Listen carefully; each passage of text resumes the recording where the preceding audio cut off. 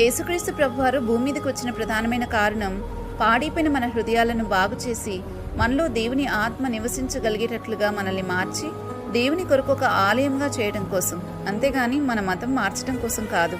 కొరింథీయులకు రాసిన మొదటి పత్రిక 3:16లో ఈ వచనాన్ని చూస్తాం. మీరు దేవుని ఆలయమై ఉన్నారనియు దేవుని ఆత్మ మీలో నివసించుచున్నాడనియు మీరు ఎరుగరా అని. సొలొమోను ఒక గొప్ప మందిరాన్ని దేవుని కోసం కట్టాడు, కానీ యేసుప్రభు వారు మనల్ని దేవాలయాలుగా మార్చారు. అందుకే మత్తయి సువార్త 12:42 ఆయన అంటారు, సొలొమోను కంటే గొప్పవాడు ఇక్కడున్నాడు అని.